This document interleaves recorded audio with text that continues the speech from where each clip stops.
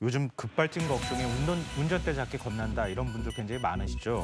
그래서 정부가 급발진 사고 원인을 규명하기 위한 페달 블랙박스 도입을 활성화하겠다 이렇게 밝혔는데요. 하지만 실제로는 적용하기 어려울 것이다 이런 목소리가 나오고 있다고 합니다.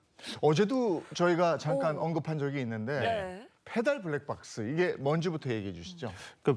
이런 말 처음 들어봤다 이렇게 생각하시는 분들이 많을 것 같은데요. 운전석 아래를 비추는 일종의 이제 영상 저장 장치라고 생각하시면 될 것 같아요. 그렇게 하면 운전석 아래쪽을 비추게 되면은 가속 페달이나 브레이크 페달을 받는지 안 받는지를 알 수가 있게 되잖아요.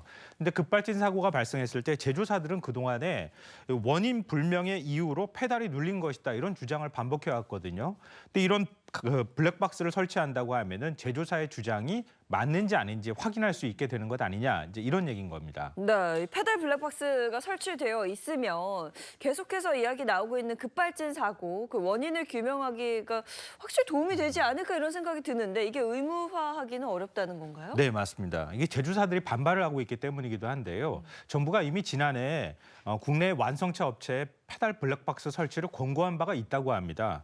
그런데 업체들은 기술 개발에 5년 정도 걸린다는 이유로 강하게 반발을 했다고 하고요. 정부도 결국은 이 제조사들의 주장을 수용을 했습니다. 그런데 이런 상황에서 페달 블랙박스 의무화 규제를 적용할 경우에 반발이 불보듯 뻔하다 이런 얘기고요. 또 때에 따라서는 해외 제조사들 같은 경우에 국내에 수출을 하거나 제조한 자동차들을 국내에 갖고 들어오게 되잖아요. 이럴 경우에 한국에만 별도의 규제가 있다고 해서 반발할 가능성이 있거든요. 그러면 무역 분쟁이나 통상 마찰로 이어질 수도 있다 이런 우려가 나오고 있습니다. 우리는 미심쩍은 걸 해소할 수 있는 아주 좋은 방법이다 생각을 했는데 네. 또 여러 가지 또 입장 차이가 있네요. 저는 하여간 한번 있다 그러면 달고는 싶거든요. 저도요. 네. 다음 이슈 전해 주시죠. 경기도 파주시가 75세 이상 운전자에게 운전면허를 자진 반납할 경우에 인센티브를 10만 원을 줘왔는데요. 이걸 30만 원으로 올렸더니 고령 운전자의 운전면허 자진 반납이 크게 늘었다고 합니다. 고령 운전자로 인한 교통사고 예방을 위한 일환으로 이게 나온 건데 효과가 있었던 모양이네요. 그렇죠. 예, 이것만 보면 그렇다고 볼 수가 있는데요. 다른 지자체들도 인센티브를 제공하기는 하는데 그 인센티브가 너무 작다 이런 지적이 나왔었거든요. 그래서 파주시의 사례가 좀 주목을 받고 있는 상황입니다. 파주시가 지난해까지 65세 이상 고령 운전자에게 최초 1회에 한해 10만 원의 지역화폐를 지급했었다고 하는데요. 올해부터는 75세 이상 운전자가 반납할 경우에 30만 원으로 높였다고 합니다. 그랬더니 올해 상반기에 운전면허를 반납한 운전자가 모두 412명이었다고 하는데요. 이건 지난해 상반기하고 비교했을 때 35% 이상 늘어난 수치라고 합니다. 연이은 사고로 고령 운전자의 면허를 반납하게 해야 한다. 뭐 이런 여론이 형성되고 있는데요. 관련해서 궁금한 게 좀 있습니다. 실제로 연령대가 높을수록 교통사고의 위험이 커지는 걸까요? 이게 단순히 나이가 많다고 해서 교통사고 위험이 커진다 이렇게 단정적으로 말씀드리기는 어려워요. 왜냐하면 젊은 운전자의 경우에는 막 폭주하거나 이런 경우가 있을 수 있잖아요. 그렇죠. 그래서 이건 아주 세부적인 내용을 들여다볼 필요가 있는데요. 이 손호성 중앙대 교수가 2019년부터 4년 동안 교통사고를 분석했다고 합니다. 면허 소지자 가운데 사고를 낸 비율을 확인을 해봤더니 61세에서 64세는 0.8%였다고 합니다. 그런데 31세에서 49세하고 비교를 해보니까 0.3%포인트가 높았다는 거예요. 그러니까 이 나이 때는 0.5%가 나왔다고 하는 건데요. 그렇지만 60대 이상 연령대에서는 나이가 높더라도 교통사고하고 별 관계가 없었다고 합니다. 근데 지금 60세 이상에서 주로 이제 운전면허를 반납하라고 얘기를 하는 거잖아요. 특히 이제 75세 이상 고령자에게 운전면허 반납했을 경우에 인센티브를 준다고 하는데 이게 그럼 사고하고 어느 정도 연관성이 있는 거냐 이렇게 단정하기가 어렵다고 하는 거예요. 특히 80세 이상의 경우에는 운전을 잘 안 하는 경우가 많잖아요. 근데 그 나이대에서는 오히려 운전 자들의 사고 비율이 더 낮았다고 합니다. 그러니까 단순히 뭐 나이가 높다 아니다 이것만 가지고 얘기할 수는 없는데 네. 신체가 노화되니까 감각은 둔해질 수밖에 없잖아요. 그런 운전자의 경우에는 좀 신체의 나이에 따라서 신체 상황에 따라서 차이를 두면 어떻겠느냐 이런 식으로 접근하면 어떨까 싶습니다. 네. 지금 말씀하신 것처럼 무조건 나이 가지고 하는 거는 좀 아닌 것 같다 이런 얘기도 많이 나오잖아요. 네, 맞습니다.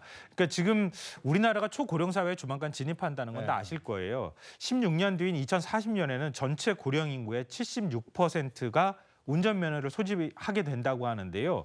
이럴 경우에 운전면허 소지자가 1,300만 명이 넘는다고 합니다. 근데 이걸 감안하면 고령 운전자의 운전면허 반납을 강제할 수는 없겠죠. 왜냐하면 고령 운전자들에게도 헌법상 이동권이라는 게 있을 수 있잖아요. 네. 그러니까 무조건 규제해서는 안 된다 이런 얘기가 되는 건데요. 그래서 정부는 나이에 상관없이 고위험 운전자를 대상으로 조건부 면허제를 도입하는 방안을 추진 중에 있다고 합니다. 네, 문득 궁금한 게 분명 해외에도 고령 운전자가 있을 텐데요. 네. 어떻게 관리하고 있을까요? 그러니까 조건부 운전면허제라는 걸 제가 말씀드렸잖아요. 이게 운전 시간이나 운전하는 공간 그리고 차량 재원에 일정하게 제약 조건을 붙이는 거거든요. 해외에서 이런 방식을 도입하는 국가들이 있습니다. 미국 같은 경우에는 주별로 좀 다른데요.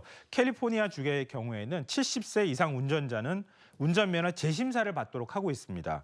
근데 이 과정에서 의료진의 평가를 받도록 했거든요. 그러니까 정말 운전 능력이 있는지 없는지 평가를 한 다음에 거기에 조건을 붙이는 운전면허를 발급한다고 합니다. 예를 들어서요.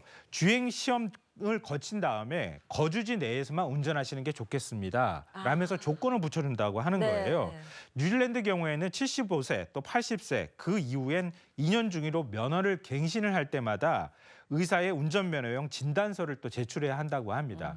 이런 식으로 이분은 다리가 좀 많이 불편해서 너무 장시간 운전하기가 어려운 분이니까 가급적 집 주변에서만 운전하십시오. 그런 운전면허를 별도로 발급할 수도 있다는 겁니다. 이게 오히려 더 합리적이지 않을까 그런 생각이 들거든요. 근데 그걸 저희 아버지 보니까 본인이 알아요. 그러니까 운전하는 게 이게 내가 예전 같지 않다. 이런 느낌이 든다고 그래요. 네. 그래서 그게 한 2번 반복되니까 운전대를 딱 놓으셨거든요. 네, 네. 그렇게 했으면 좋겠어요. 그러니까 그거를 이제 합리적으로 네. 기준을 설정해야 되잖아요. 그러니까 의료진이 평가할 때 네. 이분은 조금 감각이나 인지 능력이 떨어진다고 하면 가급적 운전대를 잡지 네. 않는 게 좋겠습니다라고 한다거나 아니면은 어떤 신체 능력이 조금 떨어진다고 하면은 이 부분은 좀 집 주변이나 아니면 마트 가실 때만 활용하시는 게 좋겠습니다. 이런 식으로 네. 조건을 좀 붙여주는 거예요. 그러면 이동권도 보장되고 지나치게 어떤 규제가 강화되거나 이러지는 않을 수 있을 것 같습니다. 이번에 시청 앞 역주행 그 대형 참사를 보면서 우리가 느꼈잖아요. 네. 이게 잘못 쓰면 정말 흉기예요. 아이, 흉기. 그럼요. 예. 자, 다음 미션 해주시죠.